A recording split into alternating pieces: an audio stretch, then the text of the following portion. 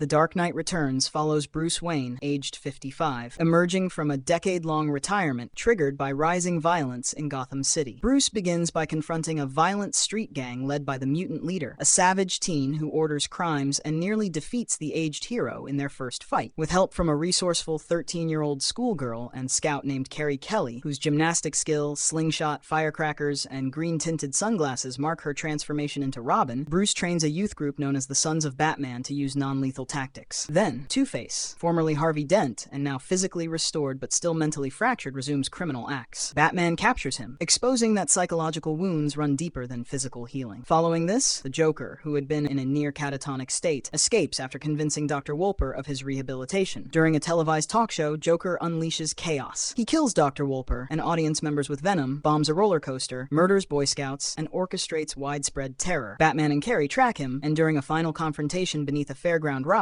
the Joker stabs Batman and then provokes him. Refusing to kill, Batman walks away. The Joker snaps his own neck to frame Batman. Meanwhile, the United States, alarmed by Batman's vigilantism during a global power blackout, deploys Superman under presidential orders to stop him. Bruce prepares by donning powered armor, equipped with a sonic blaster, tactical pills, and years-in-development synthetic kryptonite. Oliver Queen, once a green-clad archer turned one-armed revolutionary, warns Bruce before a climactic clash. In Crime Alley, the armored Batman withstands Superman's blows and delivers the crippled Man of Steel thanks to the kryptonite arrow. Though victorious, Bruce feigns a fatal heart attack to evade authorities. At Bruce's public funeral, Superman detects a heartbeat inside the coffin and shares a knowing wink with Carrie before leaving. Secretly alive, Bruce exits Gotham with Carrie, Oliver, and the Sons of Batman. Alfred Pennyworth, Bruce's aged caretaker, triggers demolished self-destruction devices in Wayne Manor and the Batcave, suffers a stroke, and dies. Bruce's financial assets are drained, his identity revealed but unprovable, and Carrie, disguised as a distant cousin, claims his body. In the final scene, Bruce leads his assembled team into hidden tunnels beneath Gotham, ready to wage a new campaign against systemic corruption.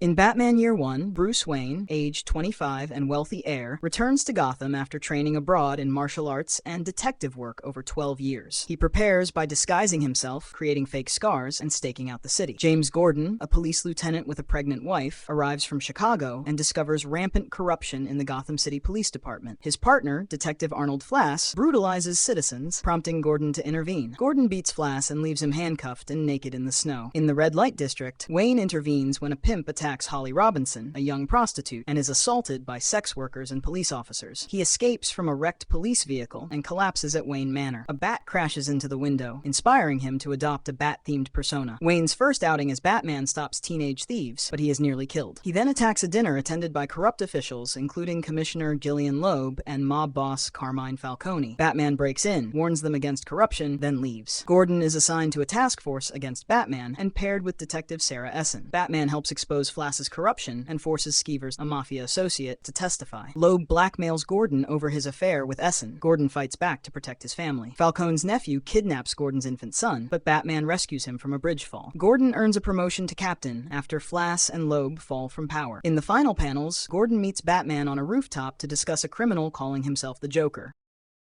In Batman the Killing Joke, Bruce Wayne's masked vigilante investigates a breakout at Arkham Asylum and confronts a decoy in the Joker's cell before discovering the real criminal is free. The escaped villain aims to prove that any upright person can be driven insane by enduring one bad day. In interwoven flashbacks, the man who becomes the Joker is shown as an anonymous engineer who left a chemical plant to pursue a career in stand-up comedy. He fails to support his pregnant wife, named Jeannie, whose sudden accidental death drives him into despair. The engineer is then coerced into a criminal plan, requiring him to assume the identity of the Red Hood. During escape from a police confrontation, he falls into a vat of chemicals at Ace Chemical Processing Plant. That transformation bleaches his skin white, stains his lips red, and turns his hair green. He laughs hysterically, becoming the Joker. In the present timeline, the Joker shoots Commissioner James Gordon's daughter, Barbara Gordon, injuring her spine and ending her activity as Batgirl. He abducts Gordon and imprisons him inside a dilapidated amusement park. He forces him to view graphic photographs of Barbara and subjects him to psychological torture to test his sanity. Batman locates the park and rescues Gordon after confronting various traps. The Joker challenges Batman to accept that a single traumatic day can dismantle moral resolve. Amid taunting, Batman briefly laughs at the villain's twisted joke, then seizes him. Sirens sound, and the story concludes on an ambiguous note, leaving the fate of the Joker unresolved.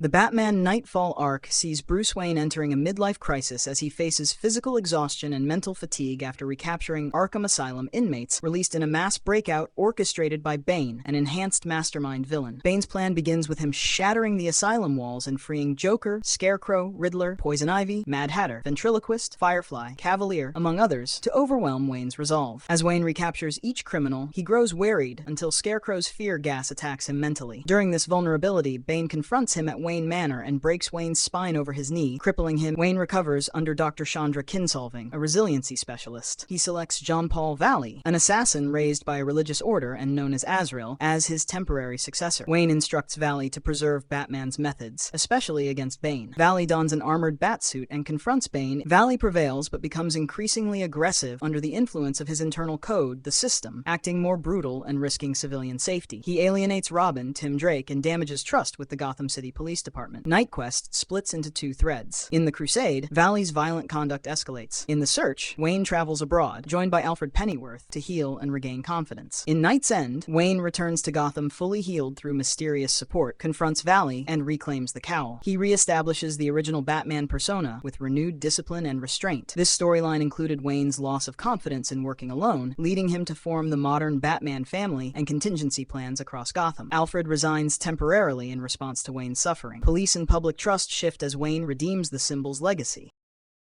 In Batman: The Long Halloween, Batman partners with District Attorney Harvey Dent, a crime-fighting prosecutor with strong integrity, and Lieutenant James Gordon, to dismantle Carmine Falcone's organized crime empire. Their pact allows bending rules, but never breaking them, to restore justice in Gotham. The saga begins at nephew Johnny Vidi's June wedding, where Falcone, nicknamed the Roman, attempts to launder dirty money through Gotham City Bank. Bruce Wayne denies involvement, Selina Kyle, an agile cat burglar, helps him escape, and Batman later secures the bank presidency to block Falcone's funds. That Halloween, Vidi is gunned down in his bathtub by a killer dubbed Holiday, who leaves a jack-o'-lantern and a makeshift silencer. Batman, Dent, and Gordon begin tracking this murderer, who strikes on holidays once per month. Holiday continues murders on Thanksgiving, Christmas, New Year's Eve, and through the year, killing Falcone-connected figures like hitman Sal Maroni. Falcone retaliates by employing supercriminals including Catwoman, the Riddler, Poison Ivy, Scarecrow, Mad Hatter, and Joker in his underworld conflict. During Maroni's criminal trial, Dent is disfigured when Maroni throws acid in his face, transforming him into Two-Face, a figure defined by dual identity and chance-driven decisions. Holiday is unmasked as Alberto Falcone, Carmine's Harvard-educated son, who staged his death and confessed to all Holiday murders. Alberto is sent to Arkham Asylum. On Halloween night following Alberto's confession, Dent fully becomes Two-Face. He releases Arkham inmates and kills Carmine and Sister Sophia by flipping a coin. Afterwards, he surrenders to Batman and Gordon, claiming a second Holiday murderer existed. On Christmas Eve, Gilda Dent, a stressed spouse seeking stability, admits in a private reflection that she was the original Holiday killer up until New Year's Eve, aiming to weaken Falcone's power. She suggests Dent committed later murders, then burns her victims' mementos and leaves Gotham.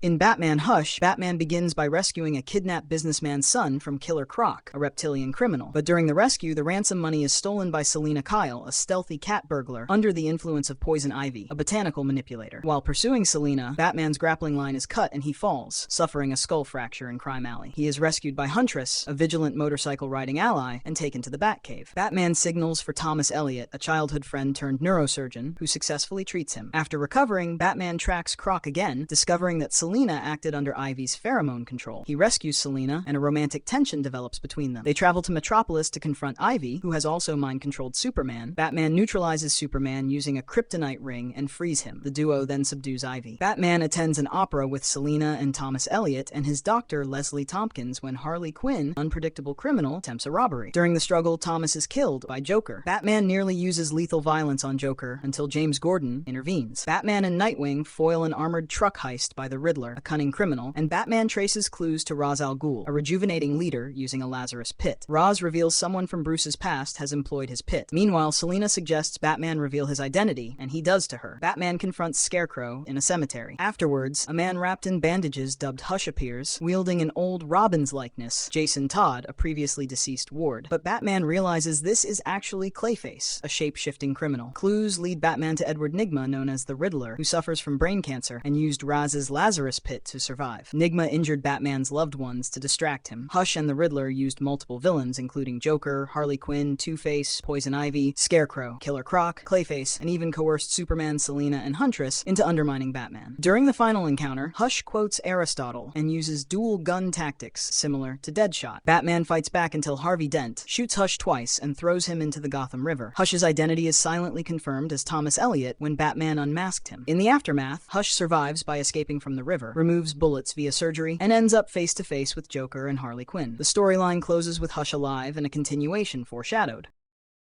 In Batman Under the Hood, Bruce Wayne confronts a mysterious vigilante known as Red Hood, who attacks Gotham's crime lords and forces a takeover of the drug trade under his brutal rule, warning dealers not to involve children. During an attack on an Amazon android shipment, Wayne teams with Dick Grayson, now Nightwing, to intercept the criminals. Red Hood kills the captured crew with sniper precision. Wayne and Grayson chase him through Gotham, including a sequence atop a moving train, where Red Hood triggers an explosion that injures Grayson. Wayne analyzes video footage, revealing Red Hood's knowledge of Batman's identity and fighting style, including a lasso-cutting maneuver unique to Jason Todd, the second Robin, who had grown more aggressive in training. A violent confrontation occurs when Red Hood faces off against Black Mask's hired mercenaries and kills one mercilessly before Wayne intervenes. Wayne collects a blood sample linking Red Hood to Jason and concludes his former ward survived death. Wayne uncovers that Ra's al Ghul orchestrated Jason's revival in a Lazarus Pit. Ra's confirms he swapped Jason's corpse and secretly revived him, but lost control when Jason returned wounded and violent. Black Mask hires Joker to eliminate Red Hood. Joker instead kidnaps several crime bosses and drenches them in gasoline. Red Hood confronts Joker. Batman intervenes, extinguishes the threat, but Red Hood leads Joker away and beats him in revenge for past torture. Batman tracks Red Hood to Crime Alley, where a final confrontation occurs. Under Hood's helmet, Jason stands seeking Wayne's approval while holding Joker at gunpoint. Jason demands Wayne kill Joker or himself. Wayne refuses, disarms Jason with a batarang, but Jason triggers an explosive that levels the building. At the explosion's end, Wayne and Joker survive. Jason's fate remains unknown as he disappears. Joker returns to Arkham. Black Mask is arrested. In the Batcave, Wayne retains Jason's Robin costume in a memorial case, stating that nothing has changed.